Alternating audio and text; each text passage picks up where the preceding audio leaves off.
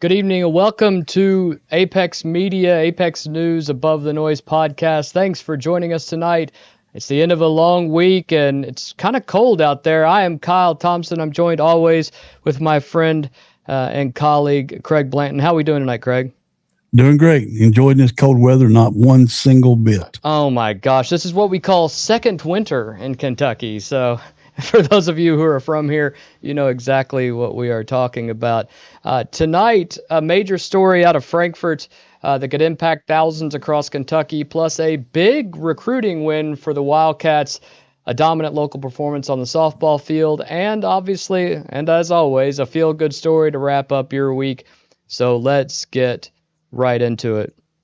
A proposed state budget bill, House Bill 504, is raising serious concerns about the future of Kentucky's specialty courts. These include drug courts, mental health courts, and veterans treatment courts, programs designed to focus on rehabilitation, treatment, and accountability rather than incarceration. According to reporting from News from the State's Chief Justice Deborah Hembry Lambert, she warned that the judicial branch already operates with what she calls a lean budget, and if funding gaps remain, the only viable option would be to eliminate programs not constitutionally required, including these specialty courts. Judges say the consequences would be immediate and would be stiff. Again, from News from the States, Judge Catherine Gabhart says, without these courts, they would have to go to jail, unquote.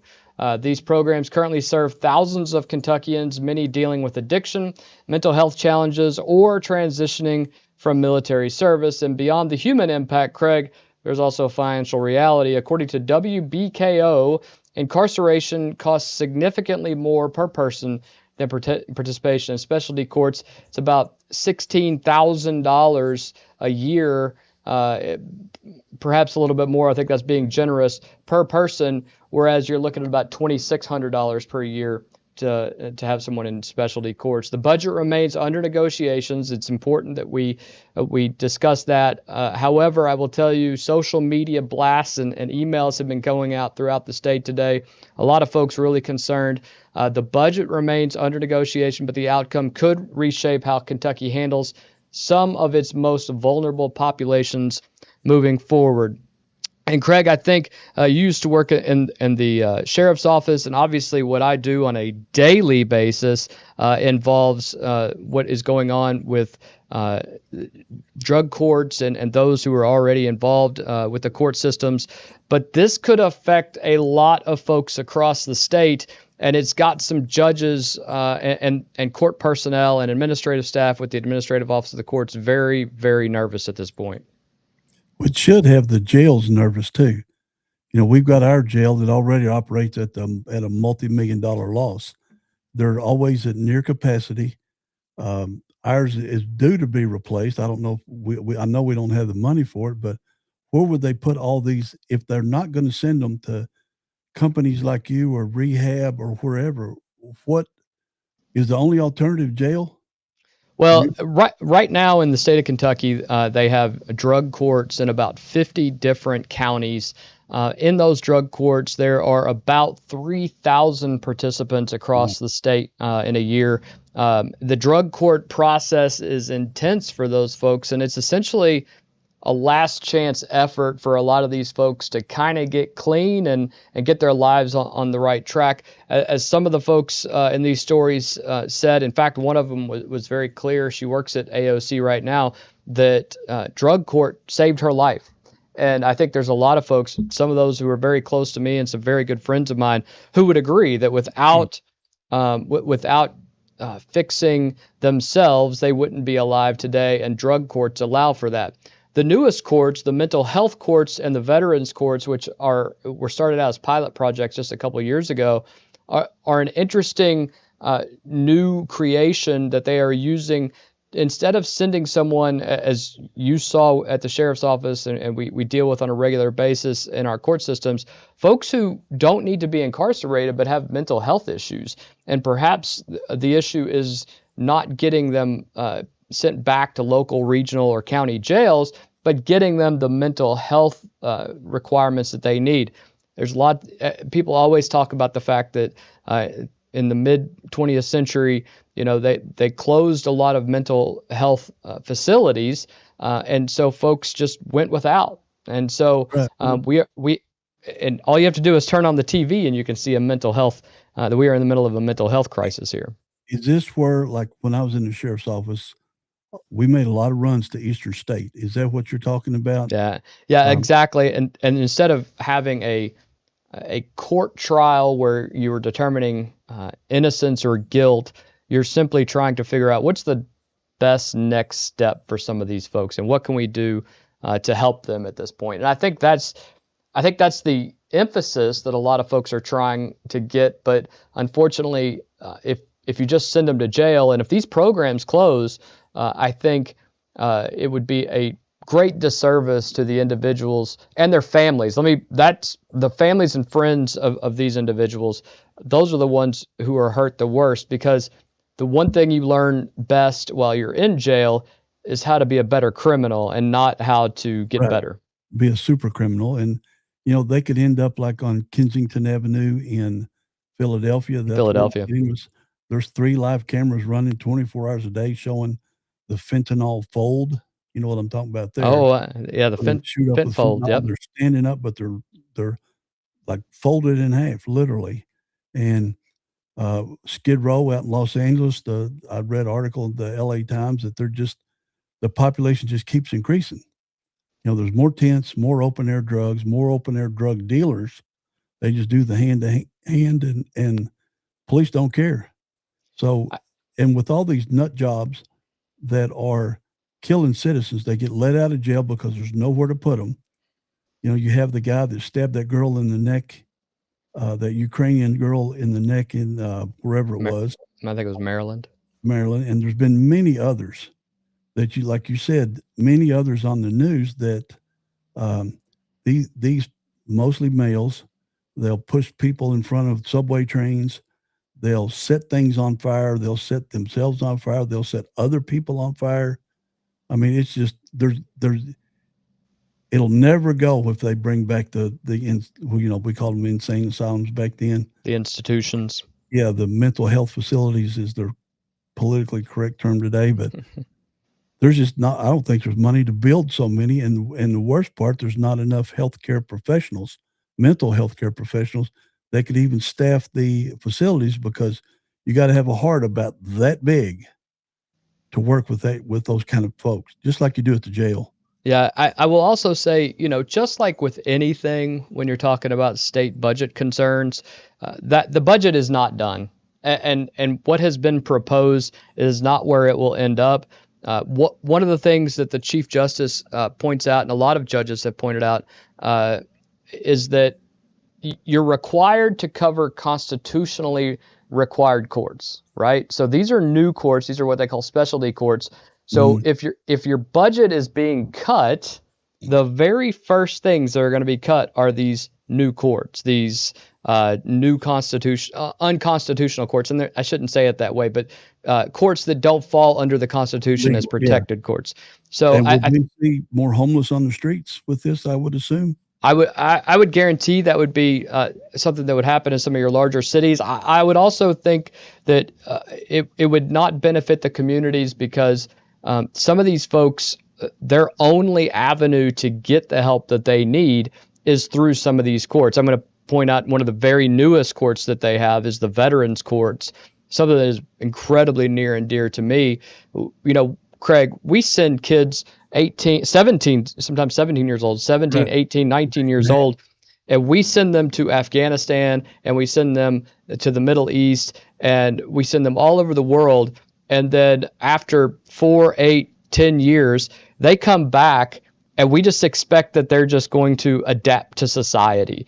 And so many times, unfortunately, we do not do a good job as a society of going out of our way to help those folks adapt. And because of that, they fall into drug and alcohol abuse, sometimes a life of crime. It's hard after a great and noble effort to serve your country to turn around and adapt to society. These are individuals who were trained to kill people, and then we want to put them into society. And you're aware of Camp Brown Bear and Steve Brown, retired Navy SEAL, that he has events out there all the time. Anywhere from 10 to 30 people. They camp out. They work on the area. They do activities together. I've been out there several times. I take pizza out there every now and then for Steve. And there's not enough of those, because I've worked with people that suffer from PTSD. Yep. And I remember this guy when I had the boat docks, when I had the 2 boat docks on the river, this guy named Big Lou, 6'5", about 1% body fat. He was a Vietnam veteran. Yeah. He invited us up on his pontoon to go to the Capitol when they shot the fireworks off the Capitol. So it was long ago. So we're watching them, got my kids with me, and so there's some other folks from the boat dock with us on the pontoon. I turn around and look, and this 6'5" pure muscle guy is under the steering wheel, shaking like a leaf. Yeah. I had to drive the pontoon back to the boat dock because he was just so tore. And I said, Lou, why in the crap did you come up here? He goes, well, I just wanted everybody to see the fireworks. And if I'd have known that, we wouldn't have done it. But it was that, and I played softball with a guy that somebody threw some fireworks on. He laid on the ground. We had to take him out of the game. I think a lot. Anybody said it's not real is wrong. Well, I am very proud and impressed of some of these courts. Some of them in very small rural counties. Harrison County is a good example. They are working on a veteran specialty courts because they have some folks who live in that area. That these courts will help. It will get them the mental health and the assistance that they need to move forward. In fact, some of my own employees have gone out of their way to drive folks to facilities and to therapy and things that were court ordered. Otherwise, if these weren't court ordered, they couldn't get into these facilities. Mhm. They get into these facilities and they become better people. The problem with this is if these remain on the chopping blocks, if you can't find the funds for this, then every community, even the small ones, this isn't just a Louisville or Lexington problem. This is going to be throughout the Commonwealth. Yeah, 100% it's going to be Frankfort. So, well, do VA clinics, do they offer, do you know about VA clinics? Oh yeah. Do they help these guys out with those situations too? They do. What ends up happening, though, is that you have individuals who get into the system, if you will. You know, they pick up a charge, whether it's a DUI or whether it's something going on, and then they remain in the system. You know, they can't afford an attorney. They can't afford the counseling that they need to do. They can't kind of put their lives back together. And I'm not just talking about veterans. I'm talking about anybody with a substance abuse problem as well.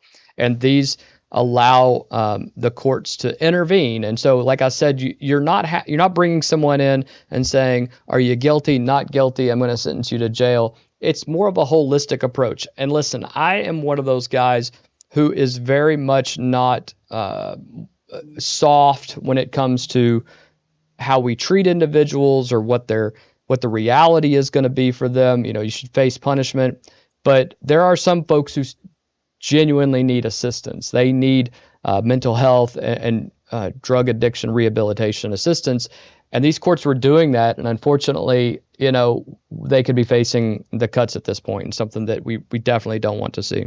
Well, I worked on something last summer under the CBNN banner to help Steve out, Steve Brown at Camp Brown Bear. And if it comes to fruition, if the company comes through with what they said they could do, then we'll have them on. We'll have Steve on, and this will be a major addition to Camp Brown Bear. So hopefully it'll come through, and we get Steve on. If he's, he travels the country over veterans issues, but I'm sure we can get him on. He's a great guy. Great. And we can discuss Camp Brown Bear and his expansion plans and all that kind of stuff. So that would be a good event because it's in your world, correct? Right. Definitely my world. Yeah. In your world completely. So it would be a great thing to have on. And then again, it's another, like we talk about every show, getting businesses involved with events like this that are so worthy of company dollars going to those events. And if these cuts happen, these communities are going to have to step up. Yeah. And I know I have very good friends who are judges. Judge Spedding over in Georgetown, for example, she posted last night. She's very concerned about this. She dedicated her life with the aspect of, I'm going to become a judge, not because I want to, make decisions on people's lives and do all these things. I want to become a judge so that I can help people with these types of problems and issues, and to install some of these courts. They're frustrated at this point, and rightfully so. So here's hoping that the state will figure out what will benefit everybody. Yeah, well, we got to take care of our veterans because they take care of us. We do. I agree. And we have a drug and alcohol and mental health crisis in this country, along with the veterans, that we need to give the proper financial needs to those programs. Yep. So that you can't cut them. I mean, you can, there can be an argument about how much is spent, but you can't cut them. I mean, you just can't do that, and we can have, that's two different types of discussions. But let's move. Steve on. We'll get Steve on. Great. One comment, Leah Gerhardt. Yep. She said, "Are y'all discussing tonight's big game?" And I asked her what big game it is, but I know what it is. Duke must be playing tonight. Our season ended a couple of weeks ago, so I don't know a week ago. I don't know what she's talking about, but we can definitely talk about that, especially with our next guest here. He will be joining us shortly for the University of Kentucky, and we are live with Todd Curtis. Todd, can you hear us? I can hear you guys. How are you all today? Doing great. Craig, can you hear Todd? Yes, I can hear Todd. Great. Welcome aboard. 3 big, huge UK fans on tonight. Todd, before we get started, I know that you're joining us by phone, but you are the recruiting guru in my group chats. I'll go ahead and tell Craig. Todd and I went to college together. We're longtime friends. We got a bunch of fraternity guys watching tonight. I am sure to expound upon the wisdom that Todd will bestow upon us. Todd, one of the things that we are going to play right now is a clip that a former coach from Kentucky, I don't know if you remember him, his name's John Calipari, his post-game news conference last night, and we'll play this, but I think he might be taking a shot at a particular team, but we'll play that right now and go from there. All right, sounds good. We're in the same boat right now. There are a lot of people who have no idea. How about this? You have no recruits.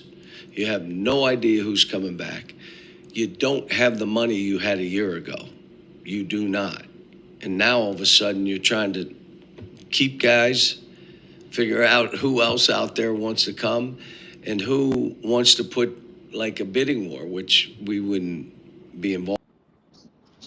So that, Craig and Todd, your thoughts on what John Calipari just said right there? Well, Todd first. Todd. Well, for me, I'm not surprised. I knew he was going to get his payback for what he probably perceived as the shot from Mark Pope in his last coach's show of the season. What Cal said had some truth to it, but it also rings, in my opinion, a little hollow because he doesn't know who he's going to have next year either. He never knows who he's going to have, even back when he was coaching here. So it could apply to him just as much as it could apply to Mark Pope. Yeah, it lit up all the UK fan pages. I mean, they were wearing Calipari out over that dig. We're still living in his head rent free. Well, I think we're all, but the problem is that if you read and Todd, you understand this too. If I go on Facebook and read the Pope's Cat section, there are so many Calipari homers in there. That talk about, the good old days. Something happened around COVID that everyone forgot their memories or something, but they talk about the glory days of Kentucky basketball, like, when he left, that Camelot left. And it's a little disingenuous understanding the last few years, but what do you attribute that love for the Calipari era to? Revisionist history and living in the moment and not remembering the past. I mean, Calipari's first 5, 7, 8, 9 years, they were great. Don't get me wrong. All the Final Fours, all the excitement. But it's not like we hadn't been there before. Kyle, we were on campus during what I would consider probably the heyday of Kentucky basketball when we went to 3 championship games in a row, won 2 of them. Yep. Thanks to Pitino and Tubby. And with the birth of social media and the younger fans on social media, they live in the moment. They don't understand what it is about where we were back when Pitino first got here and we were on the death penalty. I get into the argument, or shouldn't say argument, but a discussion with a lot of younger fans about how they were more forgiving to Cal than they were to Mark Stoops because they just expected UK football to be good, and they weren't around for the Bill Curry up the middle run 3 times in a punt, getting beat by 4 to 7, 3 to 7. Yeah, 3 times and 3 runs up the middle in a cloud of dust, and that's all it was. Yeah. And then a punt. We were the punter U for a while. Yeah, it's hilarious to think about. So, well, the good thing. Let's move on to the good topic of the day. Well, let me ask Todd one other question. Go ahead. This is where I started losing faith in Calipari when he said he wasn't in there to win the SEC tournament or the NCAA. He was just there for the players and getting them the NBA contracts. That told me then, and that's when we started going, winning no games in the SEC tournament or 1 game in the SEC tournament. That's when I started losing faith in Calipari. Todd, I don't know if you could hear Craig there, but I can only hear you. Okay, all right. So okay, it's all right. So his comment was, his comment was when Calipari said, I don't care about the SEC tournament, and barely care about the NCAA. Yeah, when folks were talking, NBA. yeah, when folks were talking about Calipari not caring about the SEC tournament and the NCAA tournament even all that much, it was about getting kids to the NBA. Do you think that changed the tenor and outlook of where we were going as a program? I think it did in some people's eyes. It didn't in mine, because I was of the generation, I guess you are too, that, the SEC tournament means something. The NCAA tournament means something. And then Cal had the ability, or I don't know the word I'm looking for. He liked to talk outside of both of the sides of his mouth. He talked about, well, you can't judge us on the regular season. We've got to look at the postseason. Then when we get beat by St. Peter's and Oakland, he would say, well, you can't judge us by the postseason. Look how good of a season we actually had. Right. He couldn't have it both ways, and that's the way he wanted. I think the interesting thing about how and what we're looking at right now with Coach Pope is that there's this expectation that you're going to have the same recruiting class of 2015 every single year. And people don't realize that even John Calipari didn't have the recruiting class of 2011, 2012, and 2014, 2015. He didn't have that every year. There were some years we were struggling for some who's going to play point guard, who's going to be our big man. I mean, the Nerlens Noel season is classic. We're playing in the NIT. That's a frustrating proposition, and it seems like people have a short memory and even a shorter fuse when it comes to Pope at this point. I don't disagree. We got spoiled with some of those recruiting classes, but like you just said, those recruiting classes are a thing of the past, because even towards the end of the year, or end of his term, Cal wasn't getting those same level of recruits. They were going to Duke, like Zion Williamson. You had Jaylen Brown, who went to California, of all places, besides coming to Kentucky. So Cal was losing those recruits. Did he lose his mojo? I don't know. Was it just a change in the basketball world? Don't know that either. But people have to realize that those types of recruiting classes are a thing of the past. Yes, you can want and should expect to get one, maybe two good high school recruits, but then you're just going to have to pair them up with good players out of the portal that have already proven themselves. Well, let's talk about some of that recruiting. We'll talk about the coaching staff here in a minute, and it'll lead into that. But Kentucky got big news today, and we've had it up on the screen here.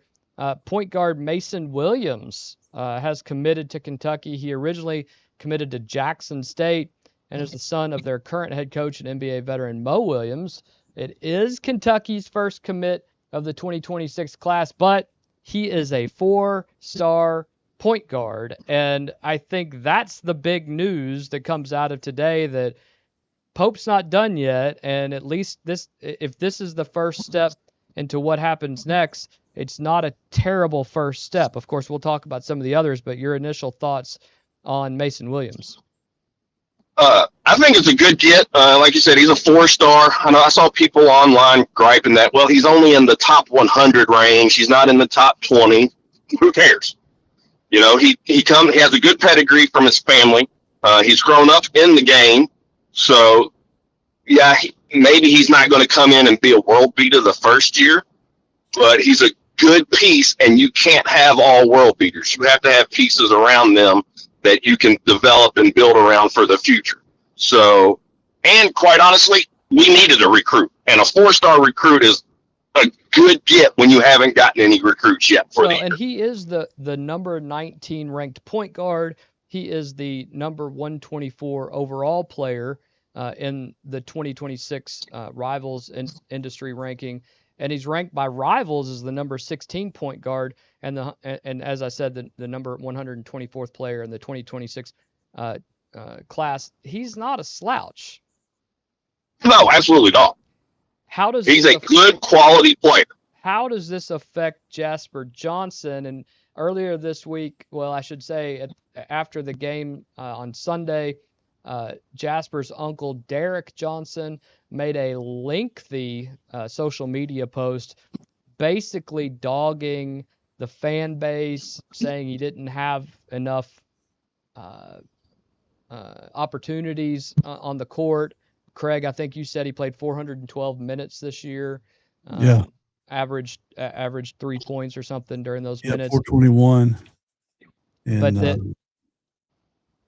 did you have that stat on his points? yeah, he scored for the year. He scored 173 points, had 7 offensive rebounds, but he's guard.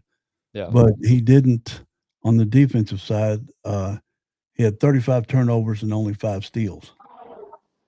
When you hear that he only had a few steals and the number of turnovers that he had, and Todd, you know how our group chat would blow up when we were talking about either Garrison or Jasper.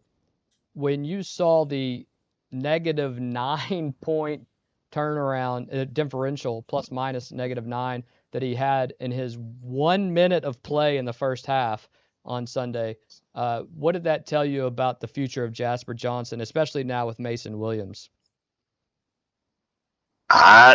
It told me I think the future had already been decided long before that -9 in the 1 minute of play. But I think it was a pretty foregone conclusion that he was more than likely not going to be returning to the University of Kentucky. Now, where he goes, I don't know. The post by his uncle this past week, I think, solidifies that.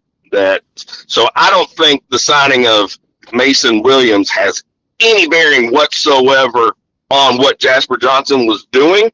I think he was gone regardless if we signed Mason Williams or not. Let's move on to the big names that we're looking for.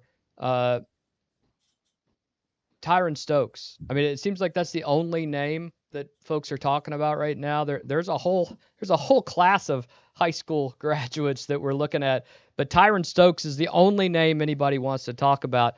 At this point, what's the rumors that you're hearing either online or what the reality of where you believe Tyron Stokes is going to end up? Well, matter of fact, today I saw where online Joe Tipton had posted that his recruitment is coming to an end, and more or less it's coming down to Kentucky or Kansas. At one point in time, it looked as though Kansas was going to be the winner, and now it appears that maybe that momentum has shifted. It may have to do with whether or not Bill Self actually stays and coaches again or retires. But based on the things that I've seen and read and just talking to some people I know around UK, not necessarily in the athletic department, but associated with those people close to the athletic department, the staff feels pretty good that Tyron Stokes is going to be a Wildcat. Now, for whatever reason, I don't know. Maybe Mark Pope is going to overpay for him, but at this point, to get the number 1 class based on how the recruiting's gone, I don't think overpaying for a player the caliber of Tyron Stokes would be a bad idea. Just to get that monkey off your back, so to speak, and show that you can get the big boys to commit. 6'8", 240. Is he 6'8"? Is he 6'8", 240, Todd? That's what I got. That sounds about right. I don't remember exactly what it is, but he's near 80% free throws. In the ballpark of where he is as far as his measurements. When we're talking about overpaying for players, you and I were discussing, I don't remember if it was in the group or not, but we were talking about Tyron Stokes and also Dink Pate. Yeah, Dink Pate. Another one that we're talking about. You've heard some rumors that he was a G League player and has not signed or played in an NBA game. So according to the current NCAA rules, and Craig, as you and I have talked about, those change daily, it seems like. According to those rules, does it sound like, Dink Pate's in the mix too? And where do you see the NIL money coming from this year? I'll be honest with you. I'm not 100% sure on Dink Pate anymore. I haven't dug into it much since it just happened, but I'm not overly confident that we didn't sign Mason Williams because Dink Pate isn't going to may not work out. Reason being, the biggest connection to Dink Pate was Jason Hart, who just left to go to SMU. Not to say that Dink Pate would go to SMU, but because Jason Hart's no longer here, he may not come here because Jason Hart had coached him in the G League or Overtime League, wherever Jason Hart was beforehand, out in California. So that was our connection to Dink Pate. Now, he may still come. The numbers being tossed around for Dink Pate were somewhere in the 3 to 5 million range, according to people online. Online rumors about Tyron Stokes were somewhere in the neighborhood of 7 to 9 million. I think both of those are probably pretty darn high. I would say cut both of those probably in half, because when you say 7 to 9 million, who's going to take 7? They're going to say, no, give me the 9. They're not going to go on the low end. So I always try to take those numbers with a grain of salt when I'm kind of following up and looking at stuff. As far as where the money comes from, that's a good question. We all know the Crafts are probably going to be part of it, but a lot of the money rolled around last year may have been for multiple year NIL deals, so they may have some left. Everybody's got questions about the whole JMI thing, about what they can do. Talking about how if you sign with JMI, they're not allowing you to sign your own outside deals. However, in the tournament, Ortega Oweh did a deal with BW3s and TurboTax, which I don't think were part of JMI. So maybe that nipped that rumor in the bud, or maybe it was Ortega Oweh saying, "You've got me for 1, maybe 2 more games. I'm gonna sign with whoever I want to at this point."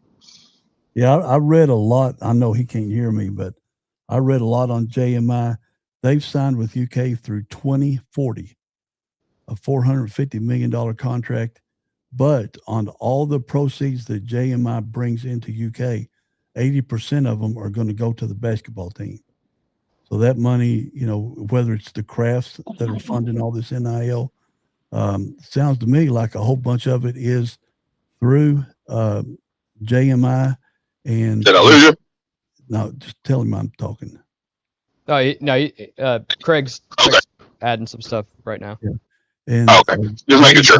Yeah, JMI. We're getting older. We're not very good with technology anymore. I know. It's same.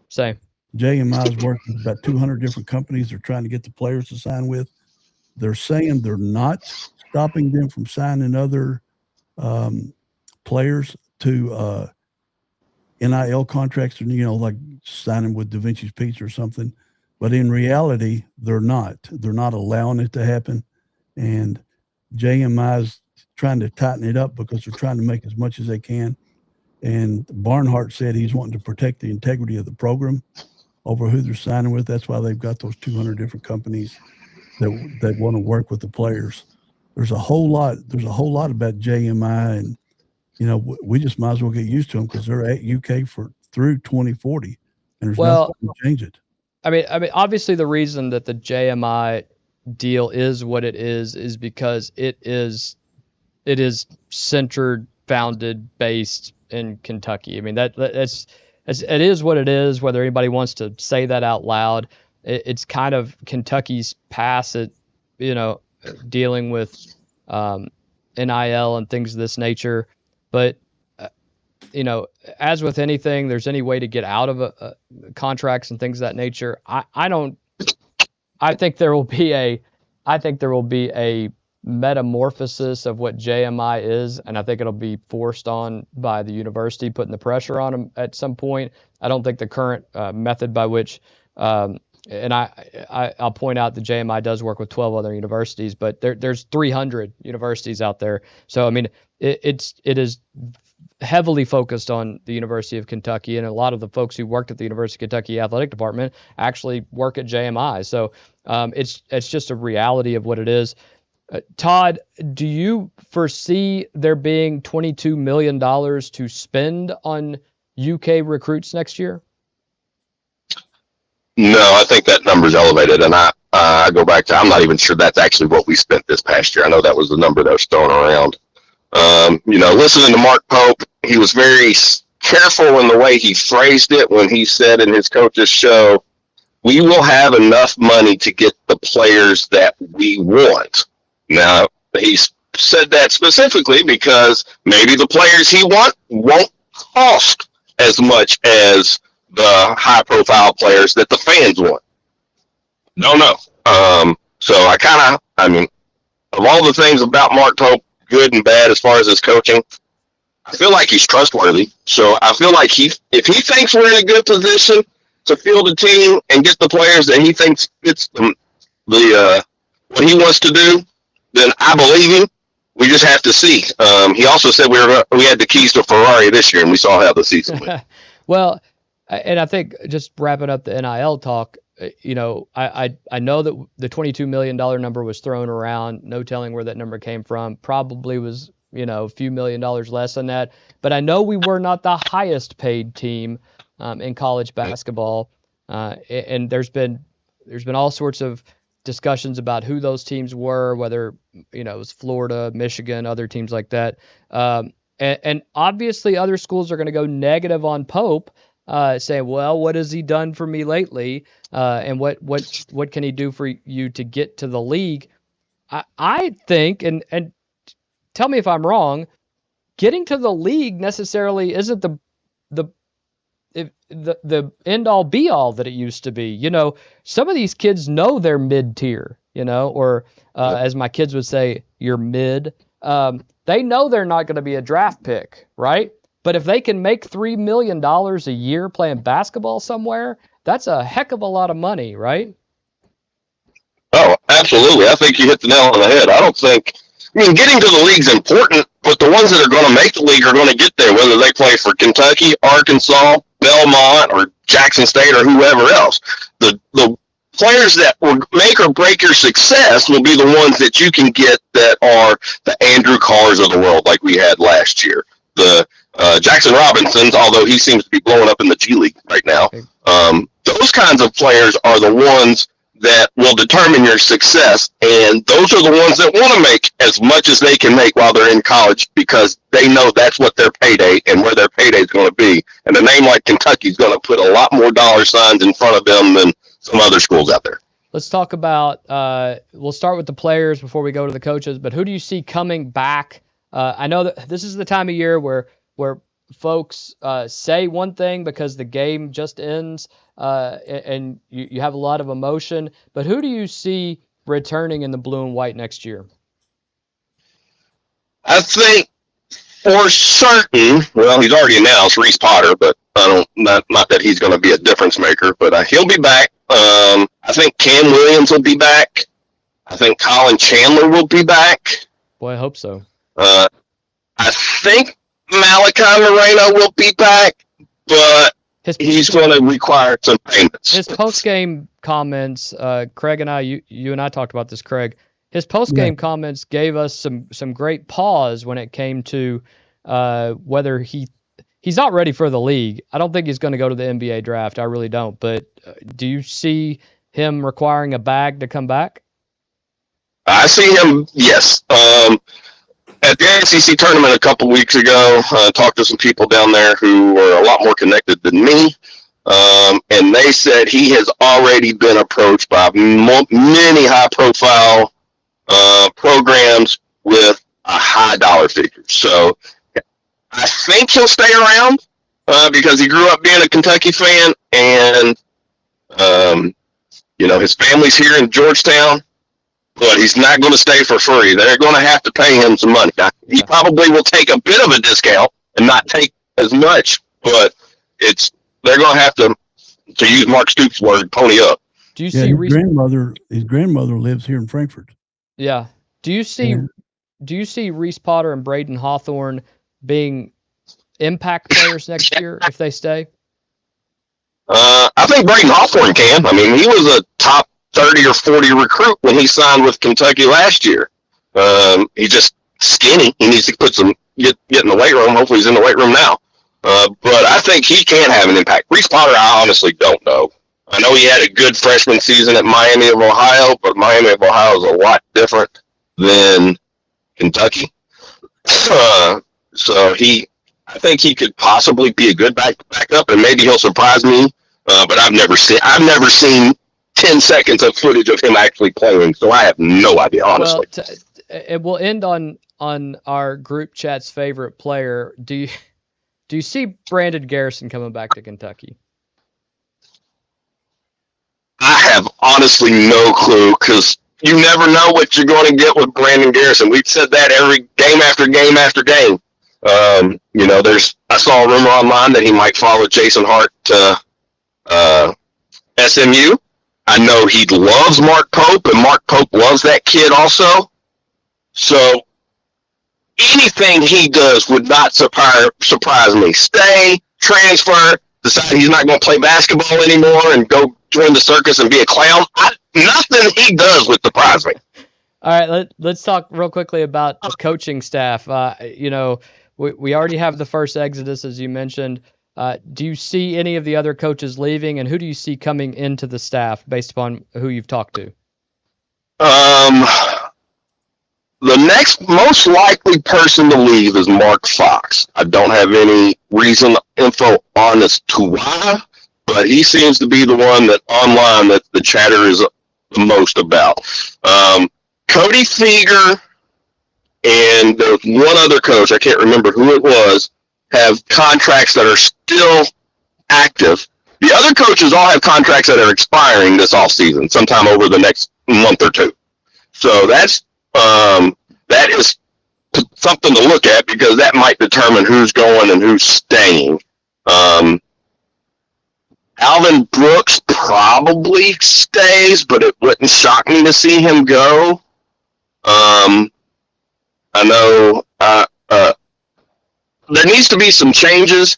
I listened to a podcast a while back that was talking about the coaching staff, and they said Mark Pope put a coaching staff together that was really good, recruiting the way it used to be done, but had no idea really how to navigate the NIL waters. Well, you got to get people on staff that can navigate NIL to help now.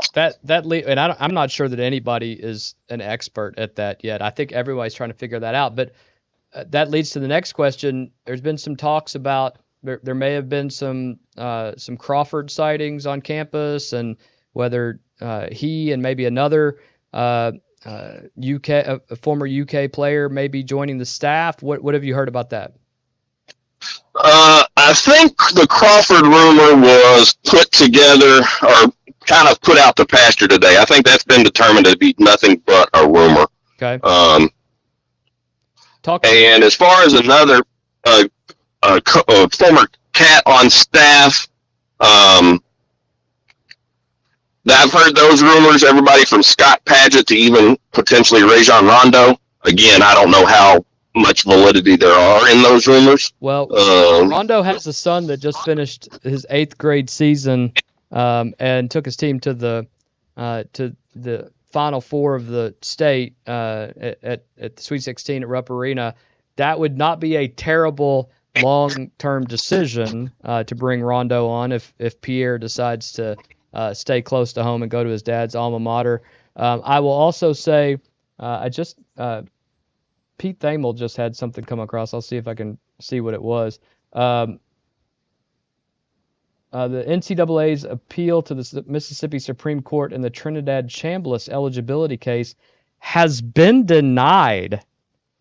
Just coming across the wire right now, he'll be eligible to play for Ole Miss for that's his 6th season, correct? Yeah, that sounds about right. Yeah. So that's just coming. That's right off the press right now. One last question. We need a GM. Do all three of you agree? All three of us agree we need a GM Yes. to deal with these NIL and these players and these contracts. Agreed? Yeah, financial. Yes. Who is the person, Todd? I need a prediction from you right now who that person is going to be, and I need a percentage based upon what you think will happen. Well, they just hired Keegan Brown. There's some talk whether or not that is actually a GM position or not. I know it's listed as the director of roster management. Most people think that's just a temporary, or not temporary, but he's a fill-in until a permanent GM can be hired. For me, I think the most likely or the most obvious choice would be somebody like Tayshaun Prince, who has the front office experience from the NBA, Yes. him getting the job, I would probably put it 25%, maybe 30%, because I really have no idea what Pope's thinking or his thought process. I think, and Craig, you tell me what your thoughts are, but my initial thoughts are the University of Kentucky needs to get someone with University of Kentucky blood in them at one of these top positions. Somebody who's played in the NBA, somebody who knows what it's like to make money and to make money at a young age, but also someone who has probably worked in a basketball business environment as well, but also understands the tumultuous relationship that UK has with its fan base. Would you agree, Craig? Yeah, because Tayshaun Prince is who I would think also, because he was a star at UK. He was a star in the NBA. He's in management now in the NBA. He understands money. He understands the players. So I don't think we could have a better pick. Other than that, I don't have a clue who we could even come close to getting. And Todd, your thoughts on that aspect of having to bring in somebody that has worn the Kentucky blue and white before? I agree 100%. Somebody that knows what it's like, knows the ins and outs of day-to-day life as a UK basketball player, knows the pressures that they're going through, and will go through. I think that's why one of the reasons I think Tayshaun Prince is a perfect fit. So yeah, no, I think you're 100% correct on that. All right, Todd, we are very thankful. Todd Curtis, thank you for joining us tonight on the podcast. We will bring you back on when everybody can hear everybody and talk to each other. We'll do it by video next time. But thank you for joining us. You are my guru of UK sports knowledge. If I don't know it, then I always turn to Todd. I want to thank you for joining the program, and we'll have you on again soon.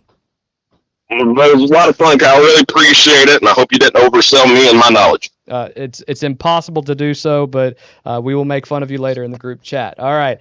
Have a great one, buddy. I anticipate it. All right. Thanks, man. Bye. See ya. Hey, did you see where Michael Jordan was at Chapel Hill today? No. You see that rumor? The rumor's all over that even though he's won the last 4 NASCAR races in a row, yeah, in NASCAR's headquarters there, said he's going to put his hat in the ring to be North Carolina's next basketball coach. That's just a rumor, and I know there's no way in the world it would happen. I can't imagine what it would be like to play for Michael Jordan. I mean, impossible.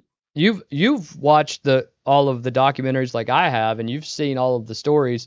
I mean, you're punching your teammates and things, and demanding that you do better. I mean, he punched Steve Kerr. He's the only man that was able to ever get Dennis Rodman in line. If that tells you how tough he is. So I mean, maybe that's great for some kids. I love we talked about this, the Rick Pitino aspect of getting in kids' faces and telling them life's hard, but I don't know if these kids could play for Michael. There was another part of that he was at 45 or 48 years old. He took the scrubs during preseason practices. He took the scrubs and beat all the starters. Yeah. And, that's just a mental break when a 45-year-old man and a bunch of ball boys can come out there and beat them.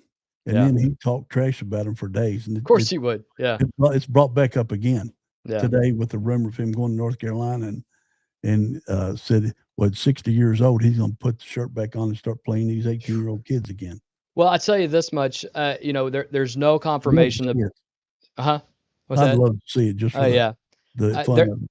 There is not confirmation yet on this that Bill Self is retiring, but to have North Carolina and Kansas looking for a head coach at the same time, and obviously there's going to be a lot of people in our comments saying there should be one more at Kentucky. They should be looking as well. But you're talking about some true blue bloods going to be battling out, and you're going to see the same names mentioned for those programs. If UK was in the loop, there's no way in the world you can find 3 coaches that can get all 3 of those schools. No, there's absolutely not. The guy Florida's not leaving. No. Although we've said that before. I mean, you didn't think Calipari would leave Memphis, but if you have a school like Kentucky, that drags them away. So we will move on. Thanks again to Todd and for Big Blue Nation. It's the kind of momentum fans are looking for with this signing today, and I think you're going to see a lot of information coming out and news coming out over the next few days, and we will keep you up to date as that happens. We'll move on to local sports. We can go ahead and talk about Franklin County, Frankfort High softball game. You want to go ahead and give that report, Craig, and I'll bring up the highlights. Yeah, you bring up the videos, and the text that I'm going to say won't match the videos because it's showing 4 home runs. Okay. But, the Lady Flyers beat Frankfort High 17-0. Madison McCoy led the way with 5 RBIs, including 2 home runs in the first inning and another big hit in the second. Flyers broke the game open with a huge second inning and scored, I think, 12 runs, 3-run homer from Cameron Kelly and a series of clutch hits from Alea Tillman, Chloe Simpson, Haley Smoot, Rosie Landers, Caitlin Kennedy, and others. Franklin County came out strong early with 3 home runs in the first inning, including one of the solo blasts you're seeing here from Emma Olds. Back in my day, we called it going yard. Rosie Landers delivered a strong outing, keeping things under control while the defense backed her up with a clean, error-free performance. The Lady Flyers racked up 14 hits on the night and now look to the next matchup against Madison Southern. So this is typical FCHS girls softball. Coach Spickard has got a dynasty there. A lot of her players have gone on to college, whether it's small college or big college. She knows what she's doing. The fans support her. You can see all the cars in the right field and right center field that fans are standing. The two stadium seats are full every game. So they get a lot of support. They've got a program built up through youth, like Franklin County football on the youth football. They've got it through girls softball, and that's why they're a perennial powerhouse in Kentucky girls softball. And they have their next matchup at home at Madison Southern, and so against Madison Southern. So congrats, Lady Flyers. Keep up the good work. I will point one more thing out. You mentioned there that Rosie Landers had a good start. She had 3 scoreless and no hit innings. So right, she's a stud on the field again. I had the pleasure of watching Rosie grow up. She's the same age as my son Landon, and they were all in the same classes together. So good on you, Rosie. Good job. One more score that we will talk about. Local baseball score. Frankfort Christian Academy at Shawnee just fell 14-15. That is a high scoring ball game, Craig. I don't know what other way to put it. I mean, do they teach defense anymore? I mean, my goodness. We've seen some high scoring games the last couple of days that you brought out, and I just don't remember them running numbers. Those are football scores. They really are. And I don't know any other way to put it, but perhaps things will start to take a turn. The grass was wet. Yeah, maybe. Something. Maybe. Well, let's go to the feel-good story of the day. Before we go tonight, a reminder of what makes Kentucky special. Just go ahead and put it on your calendars. The Kentucky Derby Festival's Great Balloon Fest is set to take flight in Louisville from April 23rd through the 25th. The 3-day event features balloons glowing, lighting up the night sky on Thursday and Friday, followed by the signature balloon race that we all have grown accustomed to early Saturday morning. According to Southern Living, the Balloon Fest has been a Kentucky tradition since the early 1970s, bringing families together for a celebration filled with color, community, and unforgettable views. But it's not just about what you see in the sky. The event raises over $250,000 for local charities, making a real impact in the Commonwealth. So it's one of those moments where tradition, community, giving back all come together. And I hope you guys get a chance to enjoy the Derby Festival. It's coming up soon. We go ahead and say it now because we're a month out. Go ahead and start making your plans for those events. And you can see the balloons certainly from Shelby County. Oh, absolutely. And every now and then you can see them from my side of Franklin County, the ones that go really high. But if you're driving up the interstate towards Louisville, you'll see balloons everywhere. 100%. Pretty cool to see. Yeah. Well, anything else? Nick Landers, Rose. I'm going to guess that's Rosie's dad. Yep. He popped in and said, "Go Lady Flyers." There he is right there. So thanks, Nick, for watching the show. that is probably going to do it for us tonight. I want to thank my friend Craig Blanton for joining me. Once again, I want to thank my good friend Todd Curtis for joining us as well. As always, make sure you like, subscribe, and share the podcast so that other people can find it, and so that we can be able to continue to provide news and information on local events to Frankfort, the Bluegrass, and also the United States and across the world. For all of us here at Apex News Above the Noise, I am Kyle Thompson.